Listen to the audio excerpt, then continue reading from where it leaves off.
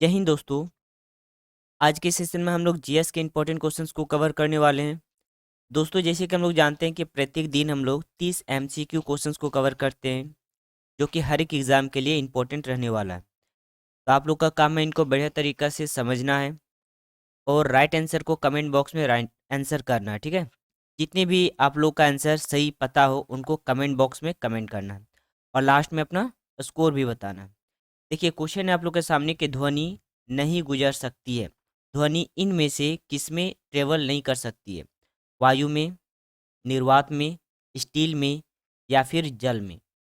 देखिए, अगर बात किया जाए ध्वनि के बारे में, साउंड जो कि एनर्जी का एक सोर्स है और ये एक प्रकार का अनुप्रस्थ, ठीक है, सॉरी, ये एक प्रकार का अनुदैर्ध्य तरंग जो है वो उत्पन्न करती है।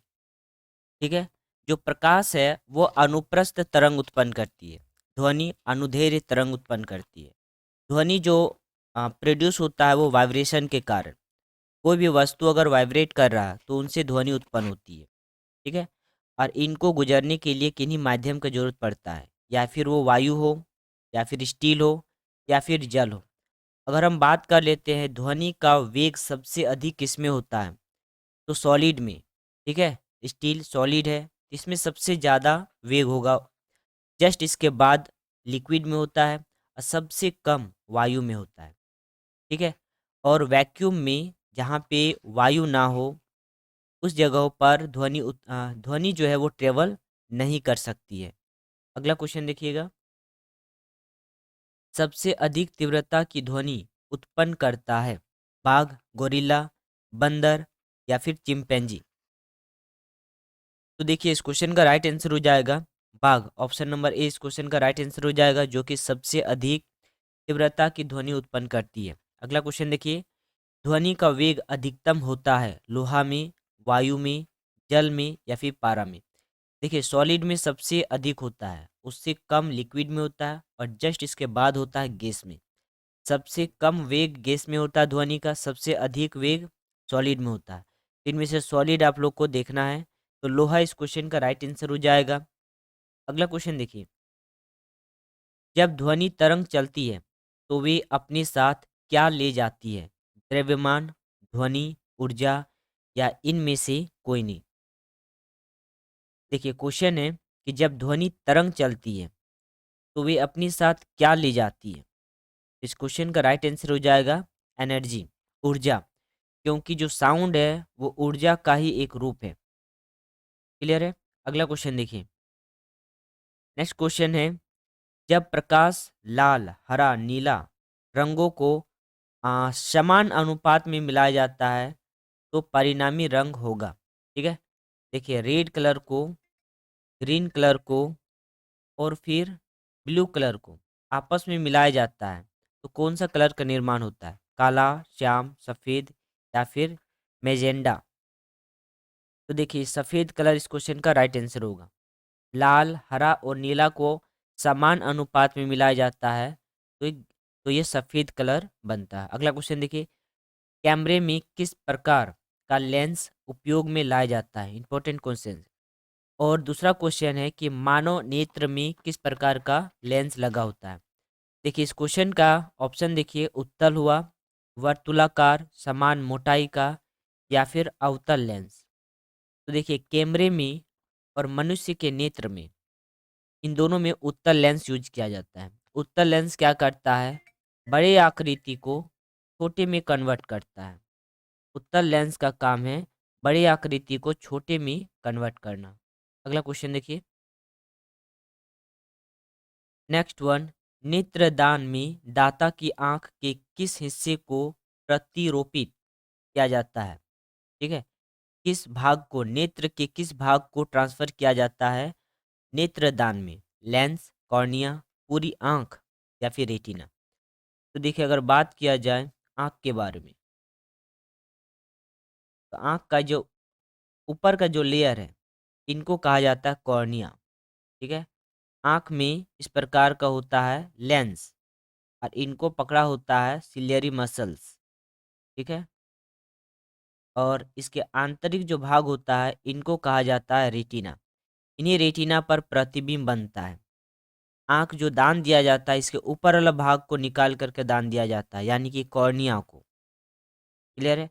इनके बीच में लिक्विड होता है, फ्लूइड होता है जिसको कच्छप द्रव बोला जाता है।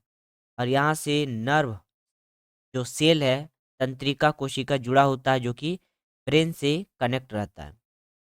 तो कॉर्निया इस क्वेश्चन का राइट आंसर हो जाएगा। अगला क्वेश्चन देखिए, मनुष्य की आंख में प्रकाश तरंगे किस स्थान पर स्नायु उद्वेगों में परिवर्तित होती है? स्नायु उद्वेगों में परिवर्तित होती है। नेत्र तारा में, रेटिना में, लेंस में या फिर कॉर्निया में? तो देखिए इस क्वेश्चन का राइट आंसर हो जाएगा रेटिना से। ठीक है ना? देखिए रेटिना से कनेक्ट रहता है, जैसे कि जस्ट अभी डिस्कस किए थे। रेटिना देखिए ये रहा आँख का पिछली भाग। अ, ये इनको कहा जाता है रेटिना, यहाँ पे प्रतिबिंब बनता है। ठीक है? और यहाँ से कनेक्ट रहता है तंत्रिका कोशिकाएं। ठीक है? यहीं से इमेज का प्रतिबिंब बन करके नर्व सेल में मैसेज की तरह ये ट्रांसफर होता है हमारे ब्रेन में। तो रेटिना इस क्वेश्चन का राइट आंसर हो जाएगा। अगर हम बात कर लेते हैं रेटिना के बारे में, तो ये दो प्रकार का सेल से मिलके बना होता है। एक होता है कोन सेल और दूसरा होता है रॉड सेल। कोन सेल जो होता है वो 30% होता है हमारे आंखों में, और रॉड सेल 70%। रॉड सेल का काम है ब्लैक एंड व्हाइट वस्तुओं को दिखाना। कोन सेल का काम है कलरफुल वस्तुओं को दिखाना। अगला क्वेश्चन देखिएगा, मायोपिया से क्या तात्पर्य है? देखिए एक होता है मायोपिया और एक होता है हाइपर मायोपिया। ठीक है? तो मायोपिया का मतलब होगा निकट दृष्टि दोष, जिसमें निकट की वस्तु दिखाई देता है लेकिन दूर की वस्तु दिखाई नहीं देता है। और हाइपर मायोपिया में क्या होता है, दूर की वस्तु दिखाई देता है बट निकट की वस्तु दिखाई नहीं देता है। तो मायोपिया का तात्पर्य है निकट दृष्टि दोष। ठीक है? निकट दृष्टि दोष। इनको सॉल्व करने के लिए अवतल लेंस यूज किया जाता है। दूर दृष्टि दोष, इनको सॉल्व करने के लिए उत्तल लेंस वाले चश्मों का यूज किया जाता है। चलिए अगला क्वेश्चन देखिएगा, दूरबीन का आविष्कार किया था? इंपॉर्टेंट क्वेश्चन है। एडिसन ने, गुटेनबर्ग ने, गैलीलियो ने या फिर इनमें से कोई नहीं? दूरबीन का आविष्कार किन्होंने किया था? तो देखिए टेलीस्कोप का आविष्कार किया था गैलीलियो ने, और दूरबीन का आविष्कार किया था गुटेनबर्ग ने। ठीक है? ऑप्शन नंबर 20 क्वेश्चन का राइट आंसर हो जाएगा गुटेनबर्ग। नेक्स्ट वन देखिए, पानी से भरे तालाब की गहराई किस कारण कम दिखाई देती है? अपवर्तन के कारण, परावर्तन के कारण, विवर्तन के कारण या इनमें से कोई नहीं? बताइएगा इस क्वेश्चन का राइट आंसर क्या होना चाहिए। पानी से भरे तालाब की गहराई किस कारण कम दिखाई देती है? इस क्वेश्चन का राइट आंसर हो जाएगा अपवर्तन। ऑप्शन नंबर ए इसका राइट आंसर होगा, अपवर्तन के कारण। नेक्स्ट क्वेश्चन देखिए, साबुन के बुलबुले के चमकीले रंग निम्नलिखित में से किसके कारण होते हैं? ठीक है? साबुन का जो बुलबुला होता है वो चमकीले कलर का होता है, किनके कारण? प्रकीर्णन के कारण, विक्षेपण के कारण, विवर्तन के कारण या इनमें से कोई नहीं? तो देखिए इस क्वेश्चन का राइट आंसर हो जाएगा प्रकीर्णन के कारण। ठीक है? प्रकीर्णन इस क्वेश्चन का राइट आंसर होगा। नेक्स्ट वन देखिएगा कि निम्नलिखित में से किस में उच्चतम ऊर्जा होती है? सबसे अधिक ऊर्जा नीला प्रकाश में, लाल प्रकाश में, पीला प्रकाश में या फिर हरा में? सबसे अधिक एनर्जी किस में होता है? सबसे अधिक एनर्जी जो होता है वो है नीला में। ठीक है? ब्लू लाइट में सबसे अधिक एनर्जी होता है। अगला क्वेश्चन देखिएगा, निम्नलिखित प्रक्रमों में से किस एक के साथ पद सी एम वाई के संबंधित है? ठीक है? तो ऑफसेट प्रिंटिंग या फिर voting machine, voting machine, railway संकेतन या इनमें से कोई नहीं? Offset printing, voting machine, railway संकेतन या इनमें से कोई नहीं? CMYK ये संबंधित है ऑफसेट प्रिंटिंग। ठीक है? ऑफसेट प्रिंटिंग इस क्वेश्चन का राइट आंसर होगा। नेक्स्ट वन देखिएगा कि जल में वायु का बुलबुला किसकी भांति व्यवहार करेगा। ठीक है, वायु का जो बुलबुला होता है वो किस लेंस या दर्पण के भांति व्यवहार करता है। उत्तल लेंस, उत्तल दर्पण, अवतल लेंस या फिर अवतल दर्पण। तो देखिए इसका राइट आंसर हो जाएगा अवतल लेंस। क्लियर है, अवतल लेंस। ऑप्शन नंबर सी इसका राइट आंसर हो जाएगा अवतल लेंस। अगला क्वेश्चन को पढ़िएगा। देखिए नेक्स्ट क्वेश्चन है कि प्रकाश की गति, ठीक है, प्रकाश की गति किसके बीच से किसके बीच से जाते हुए न्यूनतम होती है। प्रकाश की गति किसके बीच से जाते हुए न्यूनतम होती है। वायु, जल, कांच या फिर निर्वात। तो देखिए इस क्वेश्चन का राइट आंसर हो जाएगा कांच। ऑप्शन नंबर सी इसका सही आंसर हो जाएगा कांच। ठीक है, अगला क्वेश्चन देखिएगा। नेक्स्ट क्वेश्चन है किसी तारे के रंग से तारे का क्या पता चलता है। किसी तारे का रंग से तारे का क्या पता चलता है। उनकी दूरी, टेम्परेचर, भार या फिर तारे का आकार।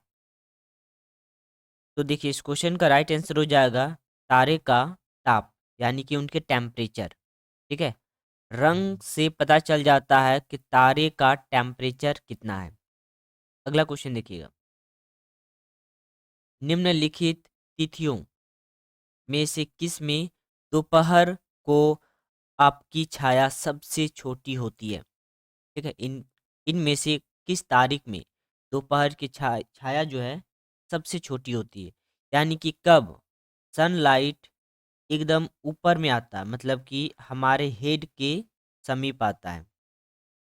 तो वो 12 अप्रैल में, 2 मार्च, 18 मार्च या फिर 21 जून को। तो देखिए इसका राइट आंसर हो जाएगा 21 जून, 21 जून। ठीक है, 21 जून इस क्वेश्चन का राइट आंसर हो जाएगा। अगला क्वेश्चन देखिए, पीले रंग का पूरक रंग है। पीले रंग किनका पूरक रंग है। नारंगी, लाल, नीला या फिर हरा। तो इस क्वेश्चन का राइट आंसर हो जाएगा नीला। पीले रंग का पूरक रंग इनमें से कौन सा है। तो नीला इस क्वेश्चन का सही आंसर हो जाएगा। ठीक है, नीला इस क्वेश्चन का सही आंसर हो जाएगा। अगला क्वेश्चन देखिएगा।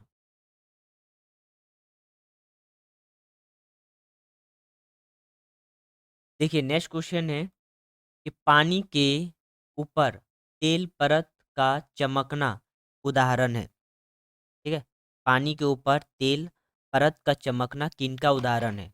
व्यतिकरण का, प्रकीर्णन का, अपवर्तन का या फिर इनमें से कोई नहीं। तो देखिए इस क्वेश्चन का राइट आंसर हो जाएगा व्यतिकरण। ठीक है, ऑप्शन नंबर ए इसका राइट आंसर हो जाएगा व्यतिकरण। नेक्स्ट वन देखिए, तरन ताल वास्तविक गहराई से कम गहरा दिखाई देता है। इसका क्या कारण है। तरन ताल वास्तविक गहराई से कम गहरा दिखाई देता है, इसका कारण क्या है। प्रकीर्णन, व्यतिकरण, अपवर्तन या फिर प्रकाश। तो देखिए इसका राइट आंसर हो जाएगा ऑप्शन नंबर सी, यानी कि अपवर्तन। ठीक है, अपवर्तन इसका सही आंसर हो जाएगा। नेक्स्ट वन देखिएगा कि बाह्य अंतरिक्ष में किसी अंतरिक्ष यात्री को आकाश दिखाई देगा। बाह्य अंतरिक्ष में किसी अंतरिक्ष यात्री को आसमान किस प्रकार का दिखाई देता है। काला, लाल, सफेद या फिर नीला। तो देखिए इसका राइट आंसर हो जाएगा काला, क्योंकि हमें कोई वस्तु तभी दिखाई देता है। ठीक है, हमें कब जब कभी भी कोई भी वस्तु तभी दिखाई देता है जब किसी भी सोर्स से वो लाइट रिफ्लेक्ट होकर के हमारी आंखों तक पहुंचती है। ठीक है, अगर वो रिफ्लेक्ट होकर हमारे आंखों तक नहीं पहुंचता है तो ये वस्तु हम नहीं देख पाएंगे। और यही रीजन होता है कि अंतरिक्ष में रहे कोई भी अंतरिक्ष यात्री आसमान उनको काला दिखाई देता है। क्लियर है। नेक्स्ट वन देखिए, अबिंदुकता का दोष दूर करने के लिए निम्नलिखित में से किस लेंस का प्रयोग करना चाहिए। अबिंदुकता का दोष दूर करने के लिए किस प्रकार का लेंस का यूज करना चाहिए। अवतल लेंस, उत्तल लेंस, सिलिंडरी लेंस या फिर द्विफोक्सी लेंस। इनको बेलनाकार लेंस भी कहा जाता है। ठीक है, तो बताइएगा इस क्वेश्चन का राइट आंसर। देखिए इसका राइट आंसर हो जाएगा बेलनाकार लेंस। ठीक है, सिलिंडरी लेंस, ये लेंस कुछ इस प्रकार से होता है, थोड़ा सा मोटा होता है। ठीक है, इतना लगभग मोटा होता है, बनाया जाता है। ठीक है, मतलब बेलनाकार आकार का होता है ये। अगला क्वेश्चन देखिएगा, जब प्रिज्म से गुजरने पर जो प्रकाश सबसे अधिक परिवर्तित होता है वह है, तो कौन सा कलर सबसे ज्यादा परिवर्तित होता है? हरा, बैंगनी, लाल या फिर नारंगी? तो देखिए प्रिज्म से गुजरने पर जो प्रकाश सबसे अधिक अपवर्तित होता है वो है बैंगनी कलर। ऑप्शन नंबर 20 क्वेश्चन का राइट आंसर हो जाएगा बैंगनी कलर। नेक्स्ट वन देखिएगा, वस्तुओं का अवशेषण या आवेशन किसके स्थानांतरण के फलस्वरूप होता है? वस्तुओं का आवेशन किसके स्थानांतरण के फलस्वरूप होता है? न्यूट्रॉन, प्रोटॉन, इलेक्ट्रॉन या फिर पॉजिट्रॉन? तो देखिए इसका राइट आंसर हो जाएगा इलेक्ट्रॉन। स्थानांतरण के फलस्वरूप होता है आवेश इलेक्ट्रॉन। अगला क्वेश्चन याद रखिए, अतिचालक का लक्षण है। अतिचालक किनके लक्षण है? उच्च प्रागम्य उच्च पारगम्यता, अंततः पारगम्यता, शून्य पारगम्यता या फिर निम्न पारगम्यता? तो देखिए उच्च पारगम्यता इस क्वेश्चन का राइट आंसर होगा। अगला कुछ अगला क्वेश्चन देखिएगा, शुष्क सेल इनमें से कौन सा है? प्राथमिक सेल है, द्वितीयक सेल है, तृतीयक सेल है या फिर इनमें से कोई नहीं? शुष्क सेल देखिए प्राथमिक सेल के अंदर में आता है। ठीक है, शुष्क सेल प्राथमिक सेल है। अगला क्वेश्चन देखिए, तड़ित चालक का आविष्कार किसने किया है? तड़ित चालक का आविष्कार इनमें से किसने किया है? तो लॉर्ड लिस्टर ने, बेंजामिन फ्रैंकलिन ने, ग्राहम बेल या फिर इनमें से कोई नहीं? तड़ित चालक का आविष्कार किया है बेंजामिन फ्रैंकलिन। ऑप्शन नंबर 20 का राइट आंसर होगा बेंजामिन फ्रैंकलिन। नेक्स्ट वन देखिएगा कि विद्युत उत्पन्न करने के लिए कौन सी धातु का उपयोग होता है? लोहा, यूरेनियम, तांबा या इनमें से सभी? विद्युत उत्पन्न करने के लिए किस धातु का उपयोग किया जाता है? तो देखिए यूरेनियम इसका राइट आंसर होगा। ऑप्शन नंबर 20 का सही आंसर हो जाएगा। अगला क्वेश्चन और आज के लिए लास्ट क्वेश्चन, विद्युत ऊर्जा को यांत्रिक ऊर्जा में बदलने की युक्ति क्या कहलाता है? विद्युत ऊर्जा को यांत्रिक ऊर्जा में बदलने की युक्ति डायनेमो, विद्युत मोटर, ट्रांसफॉर्मर या फिर इनमें से कोई नहीं? देखिए इनमें से कौन करता है विद्युत ऊर्जा को यांत्रिक ऊर्जा में परिवर्तित? तो ये है आपका विद्युत मोटर। ठीक है, विद्युत मोटर जो कि कन्वर्ट करता है विद्युत ऊर्जा को यांत्रिक ऊर्जा में।